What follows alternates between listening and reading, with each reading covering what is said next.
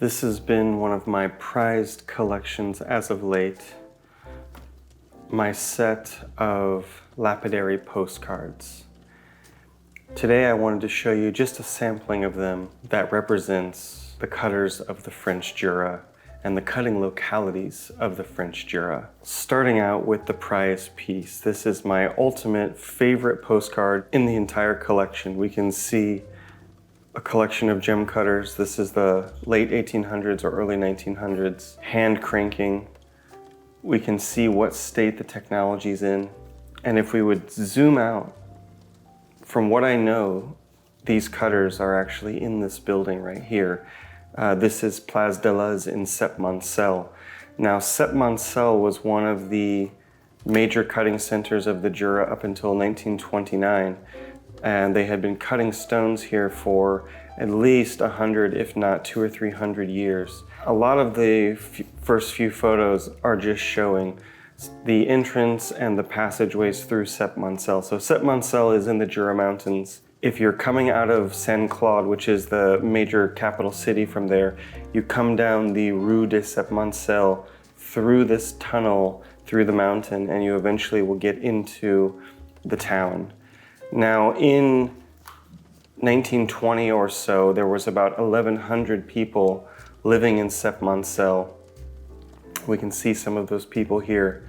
Out of the 1,100 people, according to the census, there were 800 gem cutters, which means pretty much every single person in town, man, woman, and child, was a farmer and was a gem cutter. You can see it's not a heavily populated area. It's really just one road with another little road going up to the church and then a couple of houses dotted along the valley. And as we go through, you can see entrances. This is a gem cutting factory as we move into what could be called the downtown. There isn't much of a downtown. Place de Luz is pretty much the center of the town. So this is that same plaza that we saw from the first postcard. So we've got the church up on the hill overlooking the plaza. We've got de Luz, the gem cutting factory here, and a general store here. And all of this pretty much looks almost identical if we would go there today, which is really cool. I love seeing these old postcards, not only seeing how things haven't changed, but also seeing what has changed. The fountain's still there, but it's a completely new fountain now. The new fountain has been built in the replica of the Béton Mécanique. So this central pillar here is shaped kind of like this gem cutting tool and has this 8-sided ring implied on it, which is kind of fun. And then the other thing that's changed, of course, is the people and the fashions. The clothes have changed. The hairstyles have changed, but the town hasn't changed that much. Yeah, here we can see the old fountain, and you can kind of get an idea about what era we're in just by looking at the old car. This is obviously the 20s or 30s. Automobiles were still pretty new. Electricity had only come in the last 20 or so years, and just getting more and more views of the town, the buildings, the people, and trying to get an idea about what life was like. One of the defining features of the Jura is the winter time, and so I've tried to find some examples of what life was like there in the winter. Here you can see this old 1920s or 30s car has been sort of snowed in, and a lot of the Jura gets snowed in during the winter. You don't move around too much in the wintertime up there, which is why gem cutting became so popular.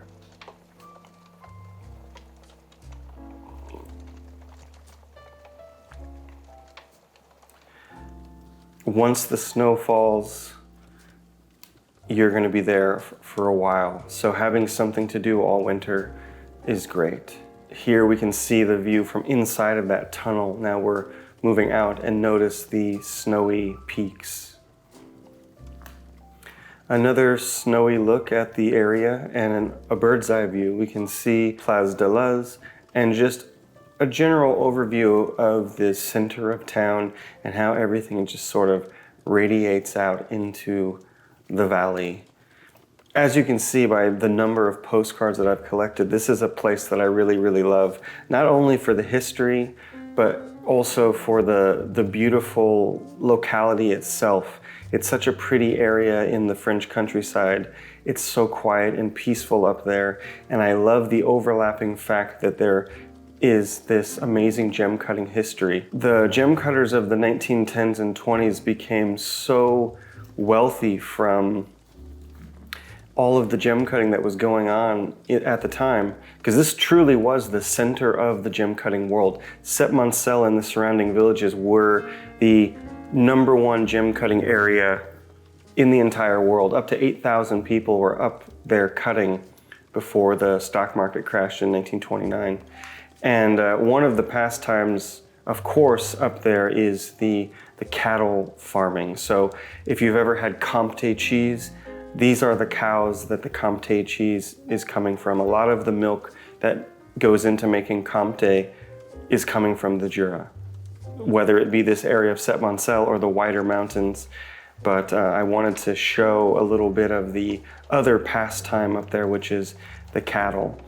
And so one of the things that we find, being so close to Saint Claude, which was a haven for Catholics that were running from various forms of persecution, is the patron saint of gem cutters, Saint Louis, or Saint Louis as we'd call him in English. So every year in September, Septmoncel has the Festival de Saint Louis, and it's almost like a celebration of gem cutting, and they have games, and it's sort of like a carnival atmosphere. I've never been able to go up and see it, but even until this day, they still do this sort of Festival of Saint Louis and the feast night of Saint Louis. And so as we get out of Septmoncel, we go into the smaller towns that dot the countryside on the side of the Jura Mountains. And we're gonna come into Mijou. Now Mijou is another one of these gem cutting cities, not as big as Septmoncel as far as number of cutters, but still a historical place where there were cutters and cutting factories and people cutting at home. And you know, we can see just a little bit of the close-up glimpse of how pretty the Jurassian landscape is. And then when you get into the towns, you know, it just has this very classical, old-timey French look.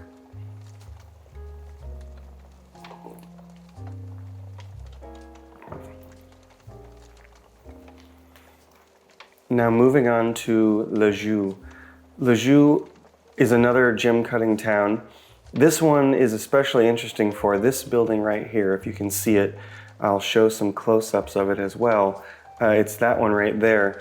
Today, it has become a hotel, but if we go back 100 or 200 or even up to 300 years, this was Les Grandes Fabriques, one of the bigger gem cutting factories that used to serve the Swiss industry.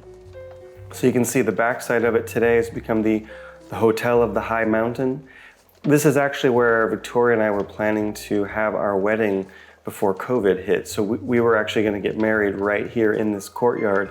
And so this place holds a special place in my heart, this building and this town, for the fact that this was once a gem cutting factory turned into a hotel. We were going to have all of our family come and stay in the hotel and get married in the back with, you know, these beautiful views that you can see, you know, this mountainscape that's in the back here. It's just so nice.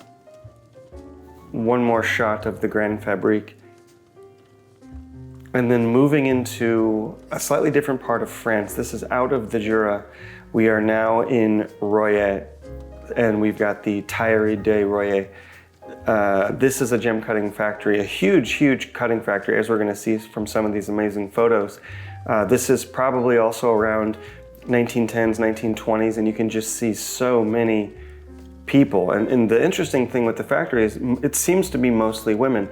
Now, I haven't been able to track down a lot of the story of the factory, but I found a lot of cards showing. So they obviously have some influence from Germany. They're cutting the agates and the bigger ornamental stones with this sandstone wheel, the very distinctive Eder Oberstein style of cutting, but then with the French jam peg tables as well. So we've got people sorting, people cutting by the window, and then moving up the mountain, when we get up towards one of the peaks, we've got Saint Claude. Now, Saint Claude was the only place in the Jura that was a diamond cutting hub. We can see this building right here is a diamond cutting factory. It's got a beautiful overlooking view of the Saint Claude Valley. And as we wiggle our way into the town, Saint Claude is going to be somewhere over here. Inside the factory that we can see a huge mechanism. So this is water wheel powered. This is, as far as I know, the only water wheel powered factory in the French Jura. So there's a little waterway right here, and they're harnessing that power to turn these big revolving motor turbines. So cool. And we can see even more the big water powered turbine, and we've got the cutters lined up on both sides of the wall, utilizing the sun. They're getting a lot of light coming in from the outside, and some more views of the outside of the factory as well as inside the factory. Moving outside of the mountaintop, we go down the mountain and we come into Gex. Now this is on the way to Geneva from Saint Claude, and we can see we've got diamond cutting, we've got colored stone cutting. And the cool thing to me about Gex, this is about 10 minutes from where Victoria grew up. Same with Thierry, the diamond cutting factory at Thierry. So we've got a couple of lapidary endeavors down the mountain as well. And this is really right where Victoria grew up, which is just so cool. Another diamond cutting factory, this is in La Mora. And we can see all the cutters are out and about having their photo taken.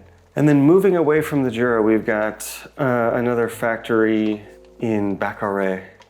This is a crystal cutting factory, not necessarily cutting gemstones, but glass, but interesting to see. I'll leave you today with a glimpse of one more factory. This is the cutting factory of Bailleul.